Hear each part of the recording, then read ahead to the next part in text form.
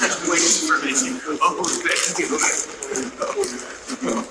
I promise you on behalf of our viewers that we will not only defend you against their bullshit charges, but we will take the fight to them and sue them for not only the torts they committed against you, but also the charter violations. I'm so sorry you went through this, and I thank you on behalf of our company and our viewers. Ezra, it was a surreal experience. I'm so sorry you and Efren have wasted hours of your night here, and it was the least thing I expected. You know, it was very funny. The pro-Hamas people, they can be violent. And we were talking in the morning meeting, we're not sure we have enough time to get security. And I said, oh, well, the Prime Minister there, there'll be security galore, there'll be RCMP, there'll be police. We don't need security. And I was thinking in terms of being protected from Hamas. I didn't think the police would do a stitch-up job. Again, it's deja vu from January. Well, we got it on tape. Efron was there, and we have it on tape where the police grabbed you and pulled you out.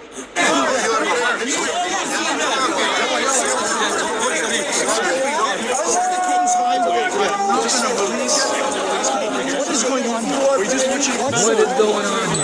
Guys, excuse me. We're trying to put him behind it. Hey, that's my guy. Hey, that's my guy. Stop. Hey. What is going on here, guys? Yeah, this is wild.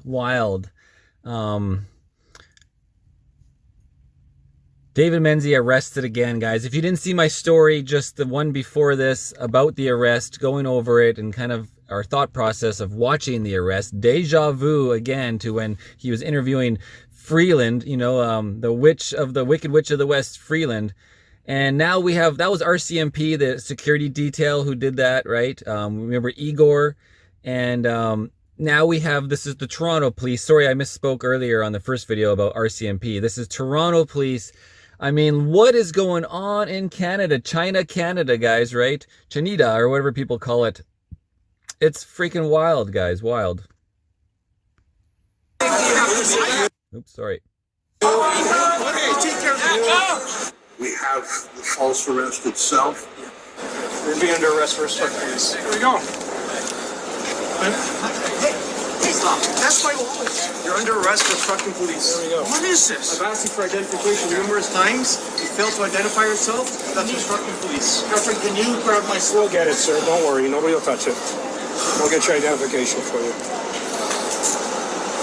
I think you guys are going to be hearing from our lawyers. No accountability for these individual police. In my watch, it's 12:18 a.m.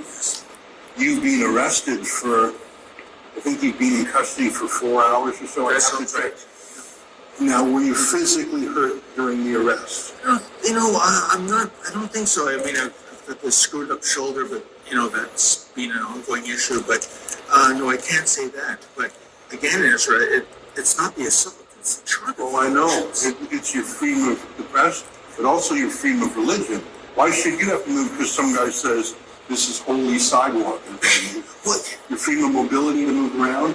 It's all violated, not by the Hamas guys, but by the police. Yeah, and, you know, it's amazing. The reason why we're there is that we were asking the pro-Hamas people on the other side of the cordoned-off area by the police, you know, to get comments. And then we knew the anti-Trudeau people were on the other side, led up by Derek, a constant fixture. So we went there to interview him. That happened to be where this impromptu prayer session was going to take place. And I say it was going to take place because they weren't in any kind of prayer when I got there. It was a stunt. It was a ruse. Yeah. And I was looking for Derek, and then I recognized the individual who had stolen Lincoln J's camera. Yes. He's the thug. He's the leader of these Hamas thugs. He seems to be getting... All right, guys, let's pause right there. This is Rebel News. Ezra, we've seen, you know, good journalism from Rebel News, you know, similar from True North in the past when it's talking about COVIDism, you know, a little bit. And of course, maybe about the Ukraine war, the proxy war, US versus the big bad boogeyman, the big bad wolf of Putin. Now they've switched the story from, you know, proper reporting, non-biased reporting. Now they're calling them the Hamas thugs, and that is not confirmed whatsoever. What is a Hamas thug in Toronto? The question is are these pro-life Palestinian protests? Are these like stop the genocide in Gaza protests? Has anybody said I'm a pro-Hamas attacking Israel, instigating this whole thing?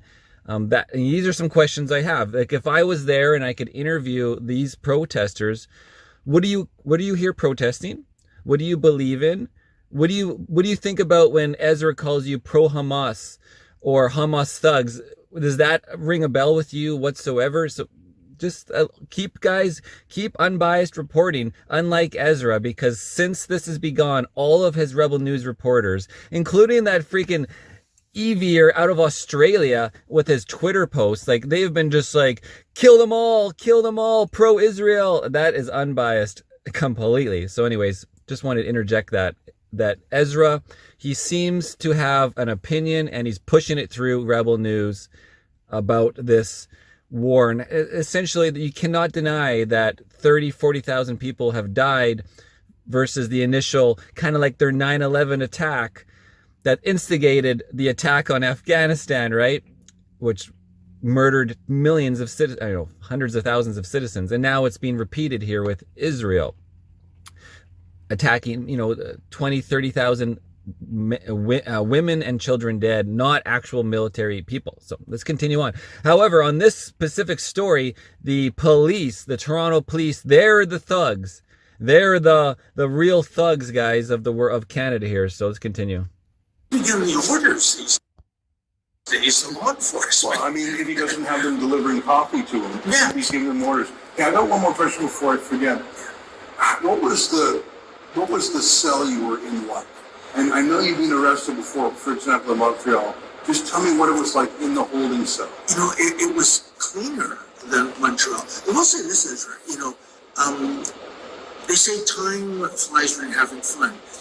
When you are sitting in a concrete cell and you don't have a book or a magazine or a cell phone, time crawls at a snail's pace. That's the first thing. The second thing is, it's just a sanitary issue. There is a toilet right beside that little, concrete bed, but there's no warm water, there's no soap, there's no toilet, and I know, I don't understand. And it looked like somebody had taken paper towels and put some sticky stuff on it and had thrown it up to the ceiling, because you're lying there and you have nothing to do. You're looking at the ceiling and there's all these like paper towels that have adhesed. That's so gross. And you know what? It's that way on purpose as a kind of humiliation. How were the police themselves? I mean, we saw some of the folks who arrested you. How were you treated when you were brought here and when you were put in the cell? They were friendly. I will say that. They were doing their job. And you got a phone call from the lawyer, Leora Shemesh? I did indeed. Okay. And did she, how long did you speak with her for? Probably a good 5 or 6 minutes. Okay. And she basically said she'll be representing me and, take the paperwork, which I have, and she'll go to the court. So we crowdfunded Leora Shemesh. We did a quick video of your arrest. Okay. And I want to say thanks to viewers who have chipped in at standwithdavid.com. We're not just going to play defense on this. I'm sick of this. Yeah. And I can only imagine you're sick of it. Yeah. We're going to sue the Toronto police because they have become politicized and biased. There's two-tier policing. For sure. They are violating the charter rights of journalists. And no one has said no to them yet. Not the mayor, not the police chief, not the Toronto Star. So we're going to say no to them. We're going to ask a judge to say no to them. And we've done this before for other journalists. Our friend Avi Amini in Australia, he was falsely arrested.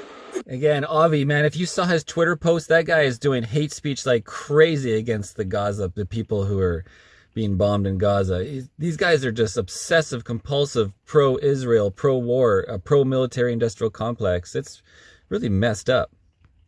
Again and again and again, until we sued the police. And they actually wrote him a lengthy apology. We're suing the RCMP. We're going to sue the Toronto police. And and we will not abide the abuse from the Hamas thugs, nor will we abide it from the Toronto police. And I want to tell you that. I don't want to keep you longer. Have you had a chance to call your wife since you got out? No, I haven't. You know, I'm sure she wants to get a call from you. We'll let you go because it's really late. Yeah. I would just say to our viewers at home and around the world, 200,000 people have watched the video of your arrest in the last hour. So people are outraged, as they should be. On behalf of Rebel News and myself, I want to thank people for standing with David. And I pledge to you that we will not stop simply with his acquittal. We will continue thereafter to go after the police until a judge puts them in the right place. Last question, what were you charged with? It was, you know what, I think it was causing a disturbance. And You had a Hamas intifada near riot, and they charged you with causing a disturbance. yeah, and let's see. This is the detective that we have to deal with, Ezra. And also the second charge was violating my peace bond based on the fake arrest of the LCBO manager, Ashley Matella, who falsely accused me of assault. So I had to sign a peace bond, which just, Just peace officer breach or peace bond. yeah. Absolutely outrageous, and we're not going to let this stand. We're not going to let Toronto. turn it against. Okay. David, let's get you. Okay, guys. Well, there you have David Menzies arrested by the freaking crazy Toronto police. A new Igor has arisen, as we did a story earlier, this morning. I want you guys to look at this photo. And so they're calling these guys thugs too. We got to look at the whole picture, guys. I see an old man with some earmuffs on and a little mustache. You know, you see an Asian guy wearing a breathing barrier. You know, and just a bunch of different people out there. I mean, really take a look. Are these really thugs? Now, are they're exercising the right to peaceful assembly and the right to exercising the right to protest, right? Section 2B, 2C, and then of course Section 2D, you know, your right to freedom of press, your right to peaceful assembly, or I'm forgetting them all now. But yeah. Oh, and right to association, right? So the whole side of the story is David Menzies falsely arrested, absolute bullshit by the police. The other side of the story is Ezra continues to push that these guys are all thugs, but none of them were attacking David Menzies. Nobody was attacking anybody except for the police, right? And they're making it out to be like, oh, they were afraid for their lives. You know, maybe you can be a little afraid because there's always unknowns. There's always instigators in the crowd. Just like during the Freedom Convoy, we got the FBI instigators in the USA, right? In January 6th. And then we had instigators in Canada as well, carrying around their Nazi flag. And then everybody's like, put that away and try to kick them out of there, right? So just start looking at the whole picture, guys. Irnieracing News. Don't get sucked into the military-industrial complex or Ezra's whatever stance he's taking on for his own freaking religion or whatever